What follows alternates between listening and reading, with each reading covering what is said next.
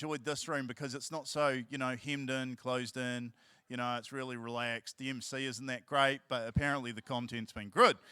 Anyway, look, I got the pleasure of introducing the next two speakers, and I like the fact that they're up here with me because we've just been talking about a whole heap of stuff, and it's been great. So, Dr. Cheryl Brown and Dr. Kathryn MacCallum are going to speak to us. Great story about Cheryl's bio, because as you know, I don't really read much on the bio stuff. That's what LinkedIn's for. But Cheryl's claim to fame is baking some sourdough. As you know, when COVID hit, there was this whole thing about pot plants and baking, and Cheryl got onto it a little bit late in the piece. But the good news is her dog loved the sourdough bread, the second one she ever ate, but is a big old fan of the sourdough. Great thing about Kathryn, and this has got to be one of the best things I've ever read in the past 24 hours. Hamish, one of my last conferences I spoke at was on a cruise ship travelling around the Greek Isles. Unfortunately, it ended with the ship catching fire and having to do my presentation while incredibly seasick as we slowly limped back to port in wild waters. On the plus, I got the best presentation award, but that may have been a sympathy vote. I don't believe the last sentence. I do believe that you got the award, but no, that is one of the most spectacular things. And thank you for taking one literally for the team on there. So let's not burn the place down. Okay? Cool, done. All right, over to you. Thank you. Kia ora koutou. Right. I'm Cheryl, and that's Kathryn, in case you didn't figure it out. Yeah. And I have never heard that story, and we've been working together for a couple of years now, so there are always new things you can find out about each other. We're co-directors of something called the Digital Education's Futures Lab at the University of Canterbury, and we're a community of researchers, lots of PhD students from all over, colleagues across the university and beyond, and we're really interested in anything to do with education and technology. So I'm not really techie. I'm very much about the pedagogy, which is an educational word. It means teaching and learning in the classroom, that sort of stuff. So it's all about the learning and then how technology can enable that. Kathryn's a little bit more creative. She does a lot more innovative type of stuff around VR and mixed reality and all that sort of thing. We've got students doing all sorts of research, social media and learning and all sorts of things. So really what we're drawing on today, so we're academics and we're told not to make this too academic-y. So if you're really interested in where we got this information from, you must get hold of the slides because our references are all in the notes, okay? Just so you know. But we're basing this on the experiences of us and our students in the lab and also on our experiences as parents because we're both parents of boys, and as we're thinking about the use of technology amongst young people and the use of technology for education, we know that our young people's lives are quite affected and quite immersed in technology. So we're going to talk very briefly about students, young people, youth, and their digital experiences and practices, the tech industry, what we think we see in terms of some of the issues, what we think some of the education and school approaches could be, and then what we propose as the role of the tech community. So just to situate this in some sort of context that we see it from, because we quite realize we're a bit out of our depth here because we're education people and you're all the high-tech people. But we really think society needs problem solvers. They're going to need people who are digitally literate, who are responsible citizens, and who are able to produce. Like everyone's going to be able can consume technology. We can see how easily our youth are able to just get the information from videos, from media, but producing and engaging with the creative side of technology is really going to be something that sets people apart. We think the workforce needs diversity. A couple of our speakers have talked about that. The minister this morning was talking about inclusion in the tech industry as a really important mahi. So diversity, equity, inclusion are going to be really important, we think. And schools, that's the place where we're nurturing our future workforce, the future just young people in the future. And so the schools really need to be developing critical skills that the workforce needs and that society needs. So we're just going to start with a little bit of background, just to sort of help you all think about, get into, and some of you are probably thinking like a young person, you all look a lot younger than I am, but just to sort of think about what is this world that our young people are occupying. So we know that in New Zealand, 4 out of 5 children are already exceeding the Ministry of Health guidelines for the amount of time that is spent using digital technology. Okay, you should just come to my house. We're far worse than that, but young people are immersed in it. And it's not necessarily a bad thing. Their happiness, their life, their gaming, their pleasure, their connections with their friends, their learning, it's all happening online.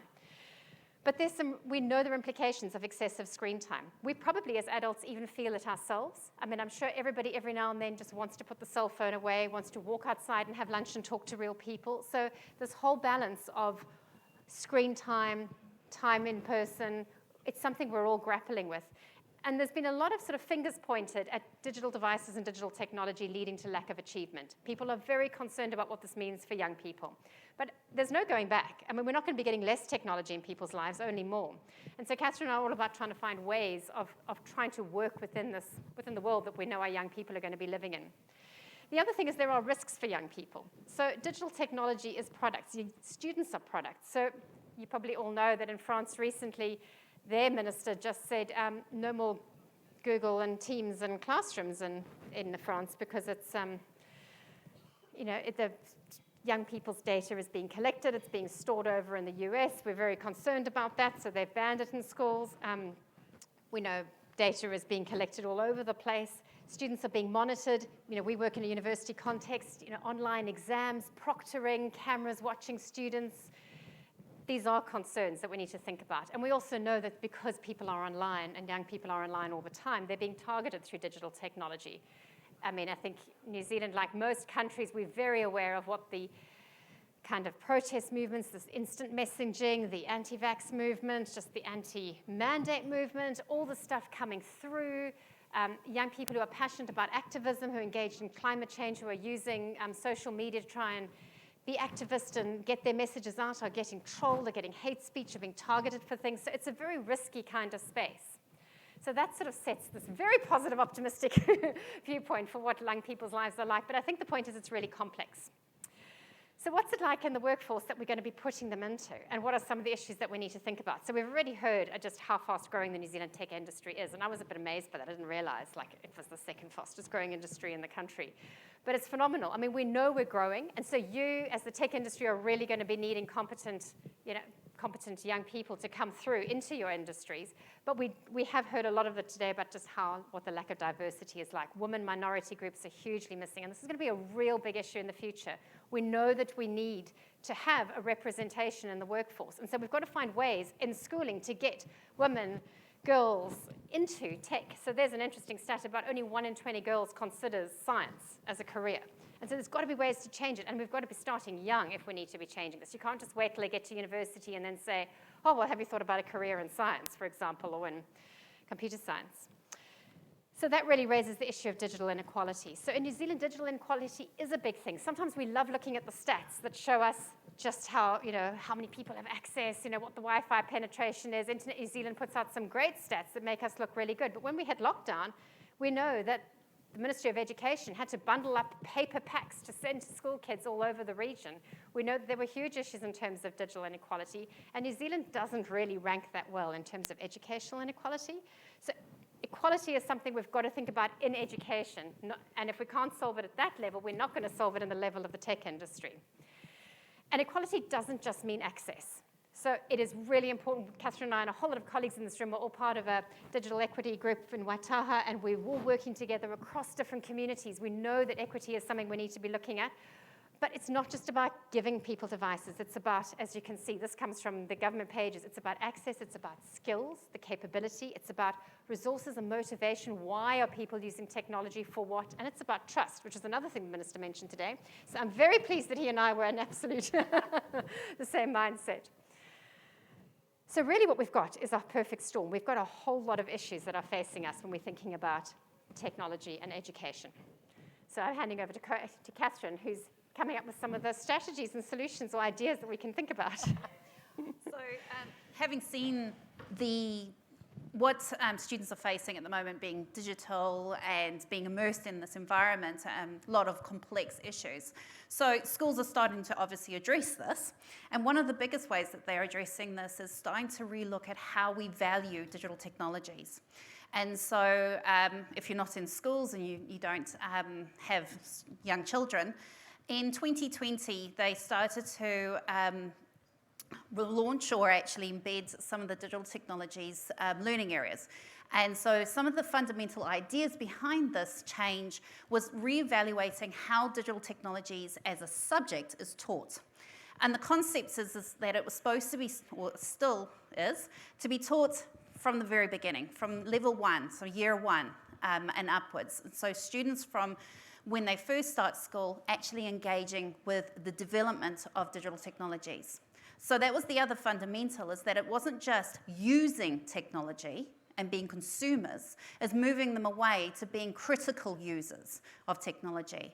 And so be able to understand how technology is built and how it works and how it actually, solves problems and how you get information from that. So that deeper critical knowledge. And so looking at how do we design and develop our outcomes rather than just using those digital outcomes. So in schools, they're starting to engage more. Well, they're starting to this process. It's been a long process, COVID being one of the fundamental issues that we've faced. But looking at, from even young kids. So this picture is here are actually from a North Canterbury school where they're learning about computers. And so one of the pictures you've got there is there's no computer there. But they're learning how a computer thinks, and it's actually what we call a sorting network. It's unplugged computing. And so they're learning how a computer actually sorts data. And one of the things that they're doing is building an automated watering system for their plants, because they're an edu enviro school, and so they had a lot of plants they want to water. So a lot of the problems they're working on is not just about technology and programming, it's actually how to solve problems, which was watering a garden. So also what we're looking at is how do we integrate it across subjects?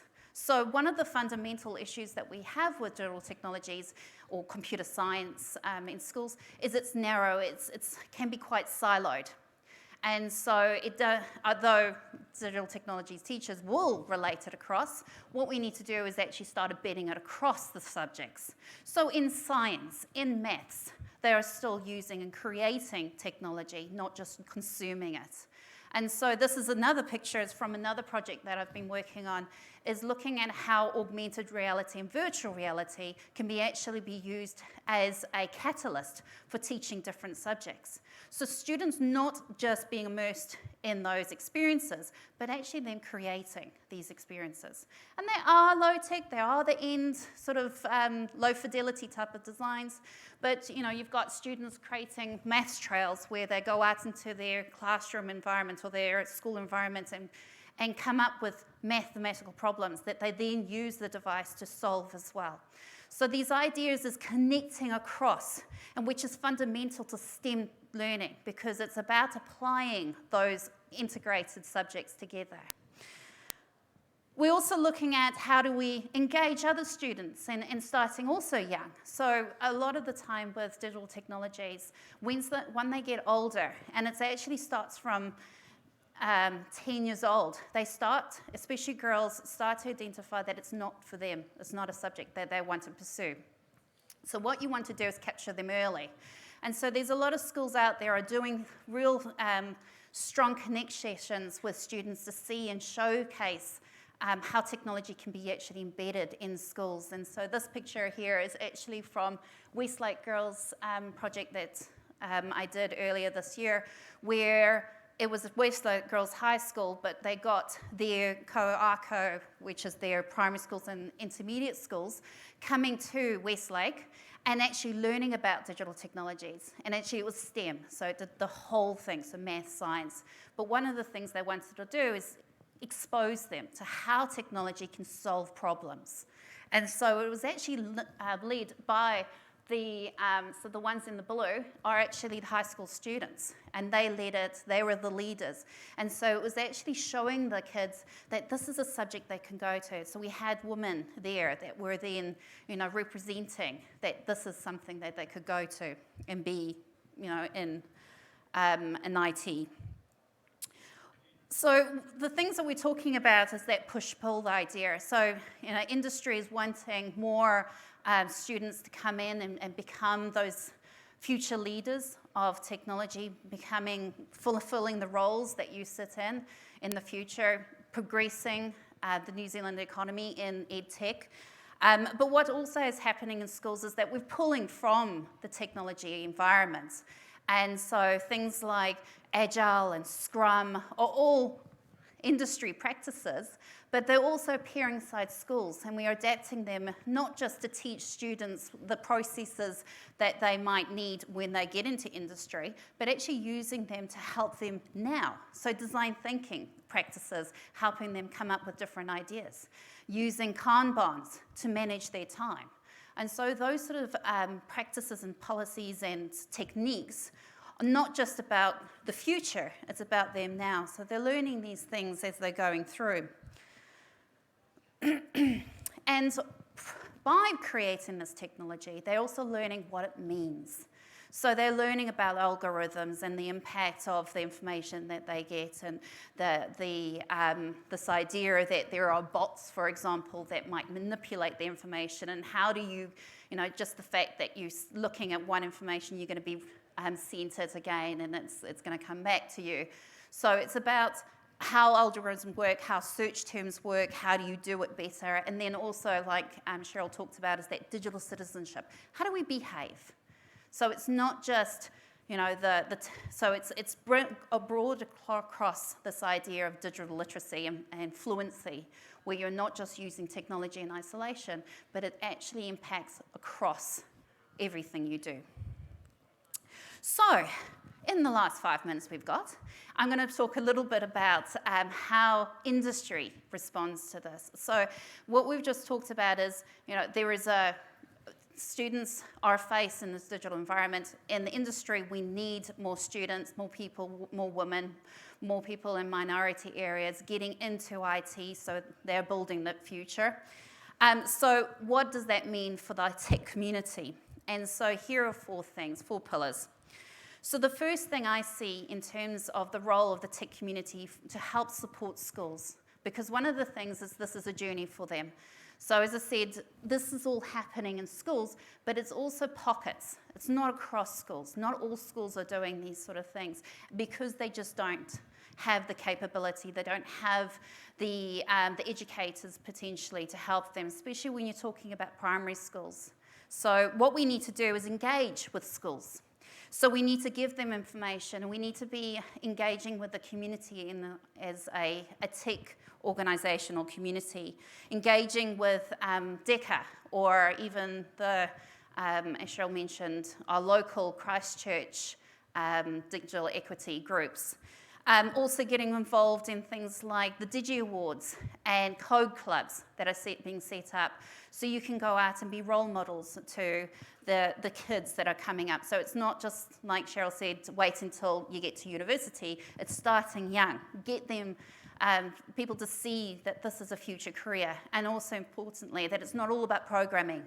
It's about such a rich, diverse area that IT represents. Supporting teachers. So a lot of the times we have students going out into the industry, but also teachers could go out to the industry and welcoming them in and upskilling them. And once again, it's not just the digital technologies teachers, it's also being aware that across the range of teachers that actually have to now engage with technology, and how do we support them, and giving them advice and identifying their needs and working alongside what their problems are. Also thinking about student support again, so looking at creating awareness, and so when they're using the technology, that they are also being the fundamentals and the principles of equity and data governance is also being adopted in the design, but also being explicit about what happens to their data, what's their rights about the data, what's being collected, what do they know about it. So embedding it in the process and role modeling this as they use, but also how you behave with schools. So engaging schools to help students see these future tech pathways is important. And then also thinking about, how do we engage them, setting up projects, getting them to come out, going into schools. There's such a wealth of different ways that probably you're already engaged in, but maybe you don't necessarily know about some of these things. So it's about getting out and engaging with teachers and schools in representing the IT sector that you are in, or the tech sector that you're in. And lastly, looking at the policies and the frameworks and supporting those. So looking at, how our IT systems are working. How do we, for example, getting students to use these technologies that they might be using in industry later on, but by getting them to understand what that means as well. So not just the technology use, but what's under the hood, etc. And also working with the community. So it's not just the schools I'm talking about, but also the wider community. Just what's like the Waitea is about digital equity in communities, not just in schools. But for me, it's starting in the schools. So, done quite quickly. I was trying to catch up a little bit of time. But the idea and final conclusions is that it's a starting process. So the tech sector needs future workers. Future workers need to get into the tech. We need to have that diversity. We need kids in there. We need that diverse, we need women. We need Māori, Pacifica, neurodiverse, anything. So we need to have a broader representation of who's in these tech sectors, because it's a growing sector. We need as many as we can possibly. So there is that push-pull. And each other will influence each other. So, we are trying to set up these kids now at a very early age so they see this as a future potential. But also we need to get them capable to be able to be that creative innovators now. And so what we need to do is work together to be able to achieve that. And so I think that's our major message in terms of today, is that there's such a synergy between, the pathways that we have from schools upwards and into when they get here as a leader in tech. So I'm going to stop there in case there's some questions. But if you're wanting to find a little bit more about some of the research, as Cheryl said, we do have a blog, so you can go to, as well as you can find our profiles on Canterbury University. But what I actually do want to say is more that but there. So I know you're at a conference right now, but we'd like to invite you to another conference. So Escalate, which is an educational technology conference for higher ed, is happening at Canterbury next year. So it's coming up a couple of weeks in Sydney, but we're actually bringing it back to New Zealand for one of the first times. So if you are interested in connecting with the educational space in IT, come to Escalate. If you're interested in sponsoring, that'd be awesome. It's going to be at Te Pai, so come and talk to us as well. But you can find more information at 2023 conference. So if you want something that, if you're in EdTech especially, if you're interested, we invite you to come as a participant as well. Great. All right. I think I've... Alrighty. Thank you very much, both Cheryl and Kathryn.